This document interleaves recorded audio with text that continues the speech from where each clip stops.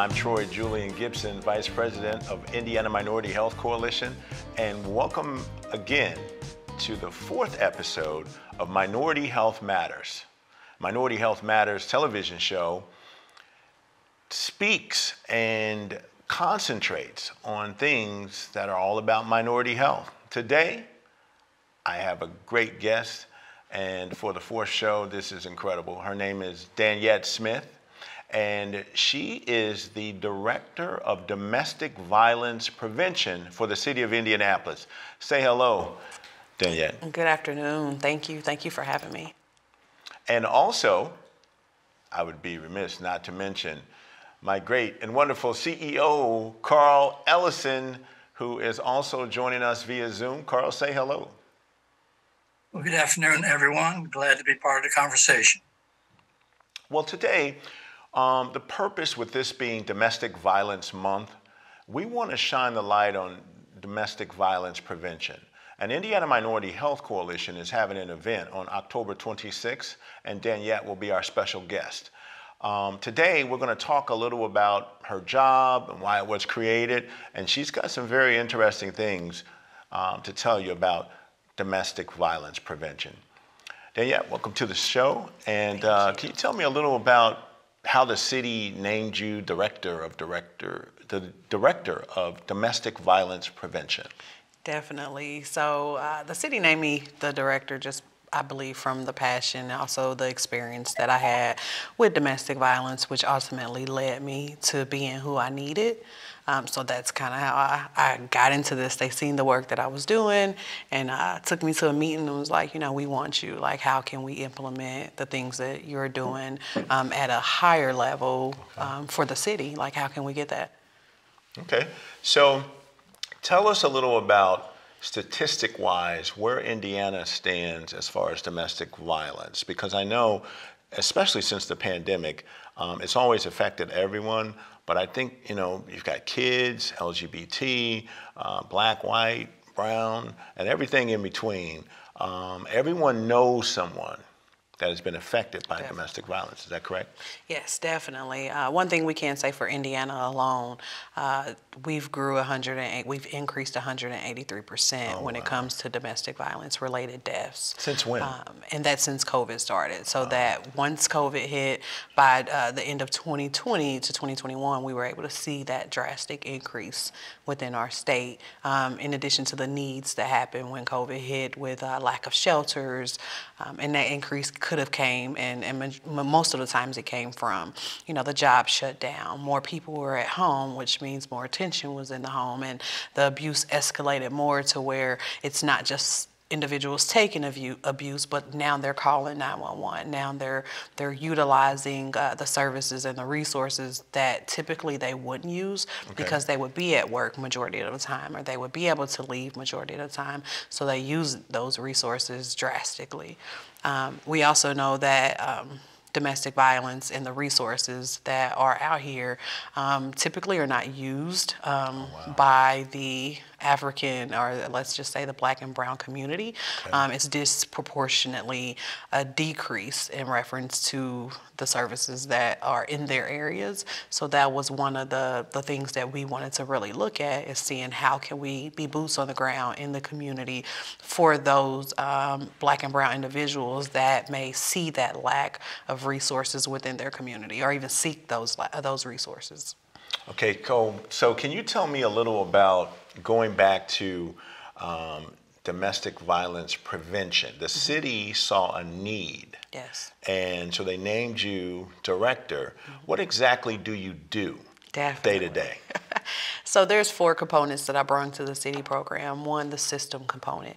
We want to make sure that the community and the system are aligned together. How do we do that? That means we're meeting and seeing what the beat officers, which are the street officers, what do they know? What are they doing? What resources are they equipped with?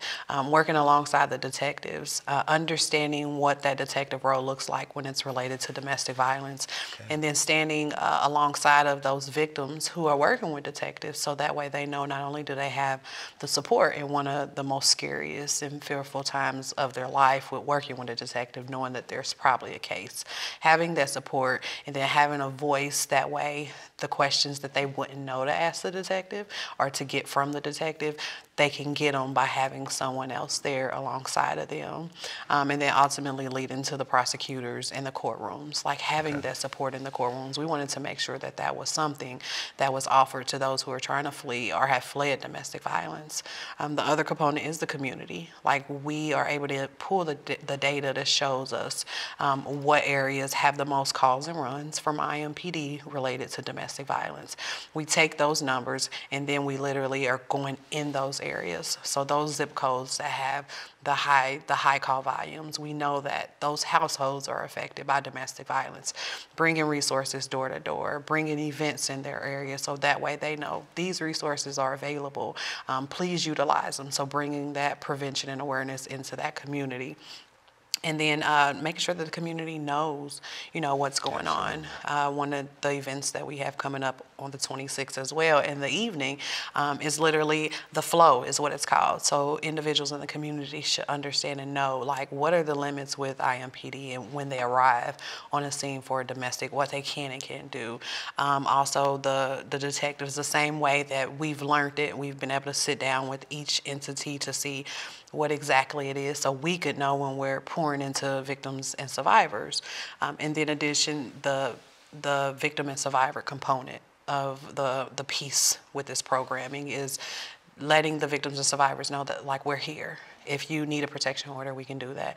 If you need to flee, we can connect you to where you can flee. We wanted to make sure that we're the streamlined system. So we could have been a program that says, okay, here are all the agencies within the city. Call this number, which is majority of the times a resource paper that most organizations or businesses or people give. Like, here's all the numbers to domestic violence. But we want to eliminate that. Like, you should only have one number, do one intake, and then we're able to streamline you directly to where you need to go instead of calling 3 numbers and then you're hearing, no, we don't do that, call this number, no. So we literally wanted to stop that re-traumatizing of victims and get them to one place. That way we can lead you exactly to where you need to go. And then that last component is domestic violence agencies. I created a monthly gathering to where all of the Marion County, Indianapolis domestic violence agency directors, we meet so that way we can be on the same page. We can know what each other's agencies are doing, what we're stopping, what we're seeing in the community, where's their lack, where's more needed at, and how can we as a team come together in this fight against domestic violence. So those 4 components is what the city was missing just by me doing the work for 8 years before I got this position, in addition to speaking to some of those agencies and seeing what is the need that we need to have and come together with for the community. I see. Sounds super smart, super efficient. You know what I mean? You're not re-traumatizing people. So yeah. I love that. I'm going to let Carl Ellison, our CEO, talk about why he thought it was important for Indiana Minority Health Coalition to dedicate this year's annual event to domestic violence. Carl? Well, thanks, Troy. Yeah, we thought this year this event would be especially important for us to focus on domestic violence because we had one of our former interns who was a victim of domestic violence. So this has directly impacted the IMHC family, as I'm sure it does many families, when you find that someone you know, someone you've interacted, someone with whom you've seen their promise for the future, affected by something unexpected by all of us. So this touched our family. And so we want to do what we can to both call attention to it, but also provide strategies for anybody who may know somebody or anybody affected by this issue to get the help that they need. Now, Danielle, I would note that the system you just outlined for Indianapolis is relatively comprehensive, and that's great. But I was wondering, how does 211 factor into you? Do you get referrals from 211? Because historically, that was the place you called to get linked into services. So what's the relationship between 211 and your city agency? So we've met with 211, and of course that is something that we are on as a domestic violence resource. But one thing we know is 211 is a resource bank, so they will still have all of the domestic violence resources as well, and they do come to like advocates meetings so they can understand what that domestic violence, what are the programs doing. They understand that as well. The goal is with 211 again, as just a regular individual on the other end that's going to connect you to a resource. We are the resource. We are the source, and that's what makes us different. Like you're literally, the Champions is built of all survivors. So everyone on our team has been through domestic violence, literally can get in the shoes and start that work immediately with that one phone call instead of calling or getting online and trying to figure out and still them trying to navigate through that path. From that first phone call, the Champions is able to be on that path with you. I see. And so how do you market your one call number? Because you're right. I mean, people would need often are bumped around from resource to resource to resource, and having the ability to have one-stop shopping or one call to connect, so to speak, would be extraordinarily useful. So how do you market that number? So we market that through, of course, our resource information, and then our Champions is out in all of those zip codes. In addition to social media, the Indy Public Safety Foundation website, it looks like the mayor and his team continues to put that number out as well. We will be having a link so that way you can go directly onto the website and click that link and get someone immediately there. That is in the works, just so they can have that one click. But that main thing is as we continue to spread that information through social media, through our agencies, through IMPD, through pretty much every business agency that we go into, because the goal is to hit them all, including that employee training, to understand what employers may see in their employees because they have to go to work. We're getting that out face to face, that contact, building those relationships with organizations and agencies. That's great. That's great. Now, in the second half of our show, I've got something very interesting for you. So first of all, she's going to tell a little about her story. Daniette's going to tell her personal story. And she's going to tell us about the glasses. There's a reason for the sunglasses on top of her head, and a very interesting story behind that. And when we come back, we'll be talking with Daniette Smith, who is Director of Domestic Violence Prevention for the City of Indianapolis. And also, we're joined by my co-host, Mr. Carl Ellison, CEO of Indiana Minority Health Coalition. We'll be right back for the second half.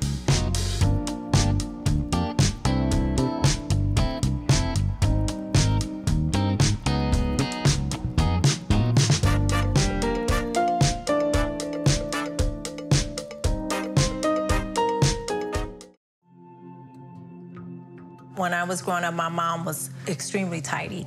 We were trained to put things back where we got them from. One day, when I walked into my mom's house, I felt like I walked to someone else's house. There was stuff everywhere. And just growing up the way I grew up, and to see this transition was very alarming. When Sean talked to me, it was a wake-up call, and that's when I went to the doctor.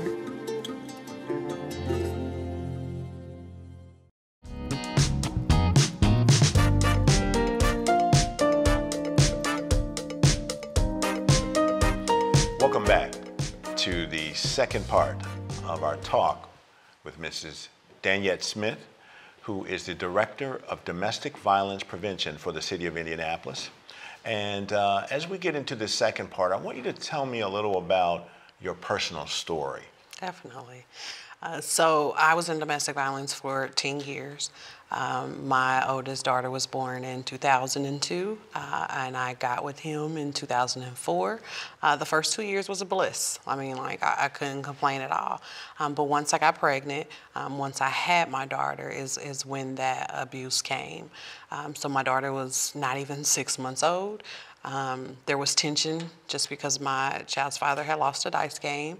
When I felt that tension, it wasn't anything for me to say, oh, I'm going to be abused or I'm going to be hit after that, but enough for me to be like, okay, I'm just going to leave. Like, y'all have the house, finish doing what y'all doing. He didn't like that. And as I was leaving out, I was able to go out the side door, down, halfway through the driveway to my car. Something told me to turn around. And when I turned around, I was literally on the ground. And that was one blow to the eye. I did not expect it, none whatsoever. And when I got up, I was just holding my eye because by then there's blood everywhere. During that time, I just ran to the backyard. It was a busy street on Inglis Avenue, so it's a two-way traffic, and I was just more so embarrassed.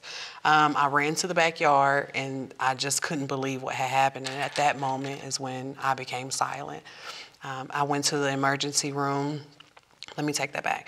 I went to the doctors. I was scared to go to the emergency room because the majority of my family, all my aunties were working in the medical field. I was afraid that one of their friends or they would be there, like I just didn't know their schedule. So I went to an office that was further out that I knew that they wouldn't be there. And one thing I can remember is while there, the lady who was checking me out, she was like, and he sent his cousin with me. He didn't go with me. And his cousin was in the room with me the entire time. And I remember the lady saying, are you in a domestic violence situation? I didn't know what domestic violence meant. I just knew men weren't supposed to hit women. Women don't hit men. And I said no. And then she said, well, are you in danger at your home? And then I just remember looking at his cousin, and then just looked back at her and said no. And then she said, well, what happened? And then I told her that I got jumped. At that point, that was the first hit. And then I ended up being having double vision, having headaches. So I went to the doctor, let them know, that my eye, they knew that my eye was messed up, but still didn't know how. Went to an eye specialist, and that's when they told me that my socket was fractured. So I currently have 2 plates in my eye. That's the thickness of a milk carton, just to kind of give that thickness of that. From there, they told me I would need surgery. I told my family that came from a car accident that I had while I was pregnant. Someone T-boned me. So I had full support, including him. After I had surgery, I healed, continued on, and that's when the blows continued. Same eye. And when I think about it now, it's like, okay, that must have been his strong hand, just because it was always that same eye. After that, I just started carrying knives. Like I would sleep with knives. Knives would be in, bedroom drawers. It would be in the bathroom, hid. Knives were everywhere. After that, it continued on through emotional abuse. We moved at least 12 times in a 10-year time frame.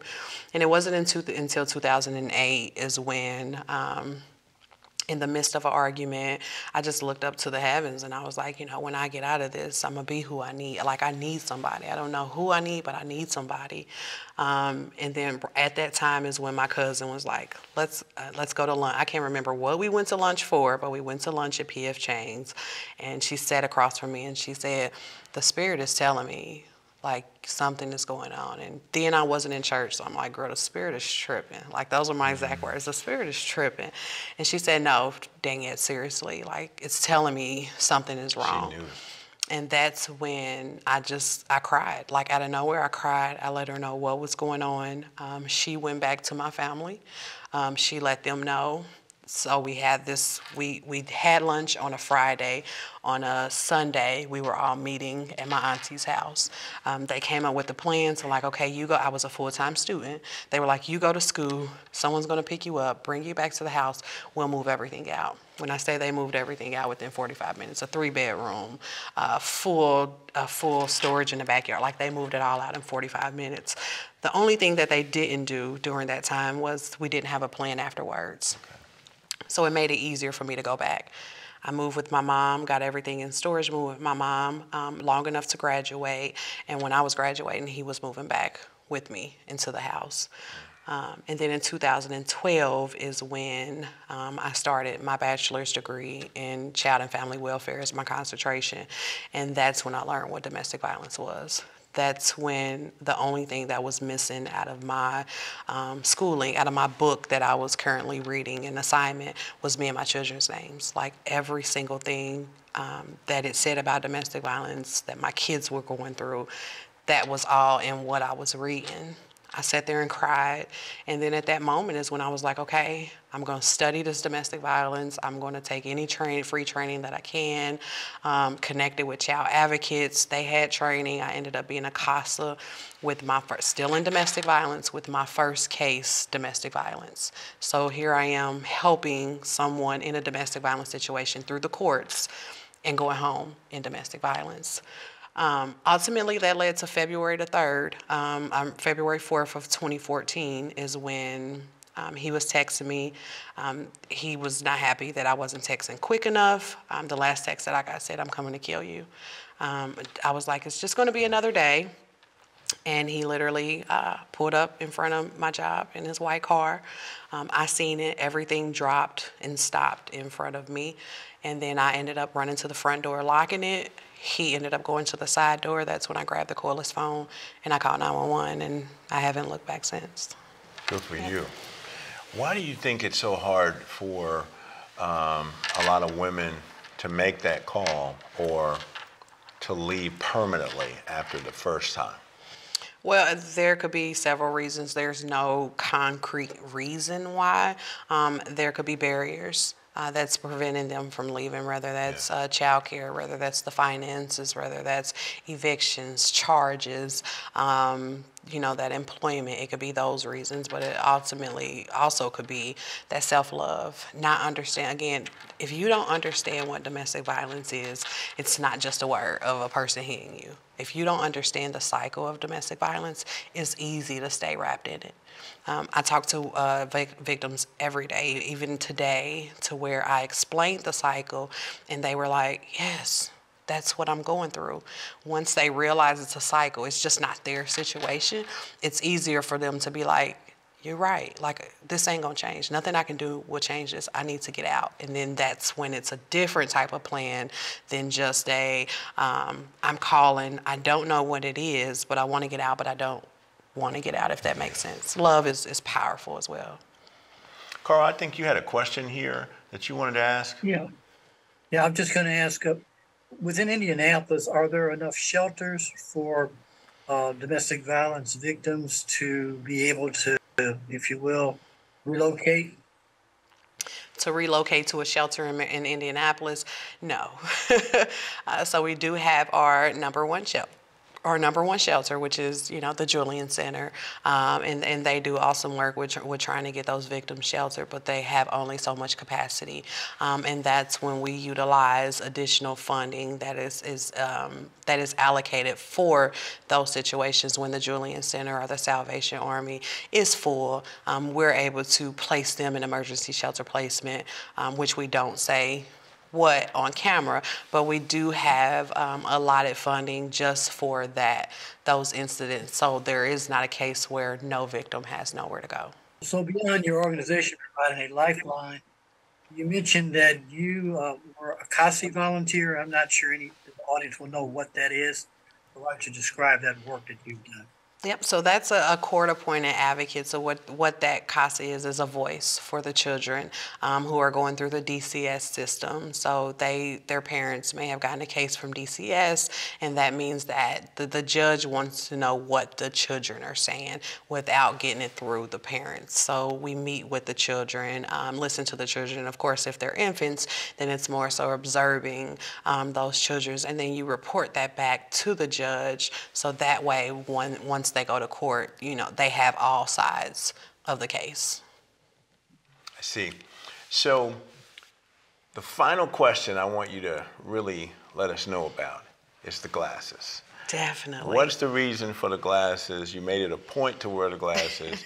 Tell our audience exactly what that means. You're the first to get it, but I'm sure not the first to wonder why. There's never been a time, even if you Google me, that I don't have glasses on my head. But those glasses represent those who are still hiding, who are still silent, who are still being battered or abused. I promise I wear them in church. I wore them with the mayor yesterday. I'm going to continue to wear them because it's not a fashion statement for me, but it's a victim statement for me, letting me know that victims are still out there. I started wearing glasses when I got my first black eye. And I haven't stopped wearing glasses just because I know there are other victims out there with black eyes that are hiding, that are shielding, but hoping that they can get out of domestic violence. Oh, wow. So you've been listening to a very interesting story from the director of domestic violence prevention for the city of Indianapolis, Ms. Danielle Smith. And IMHC will have our annual event on October 26th that you can register for now. And that's at www.imhc.org.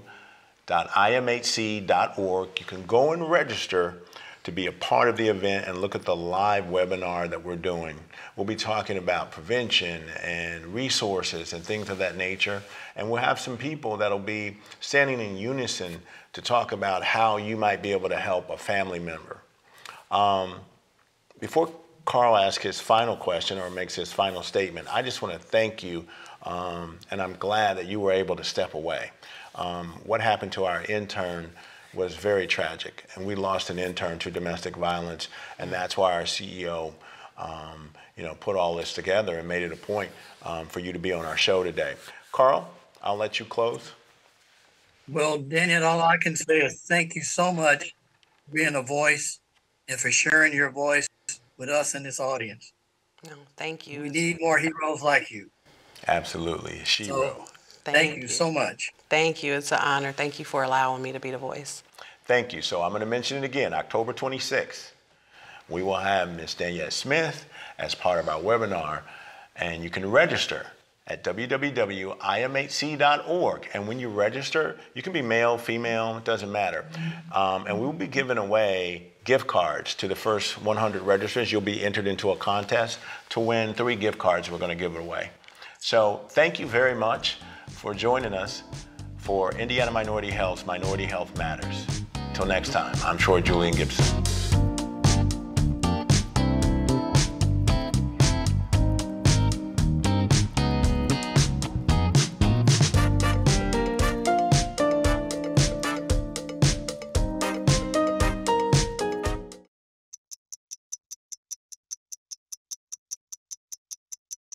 Growing up where I did, a lot of things could have gotten in the way of my goals, but I learned to push through, and that's what I bring to work every day.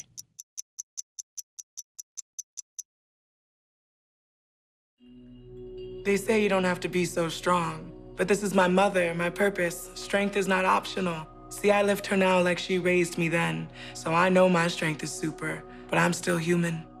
Oh, look who's here.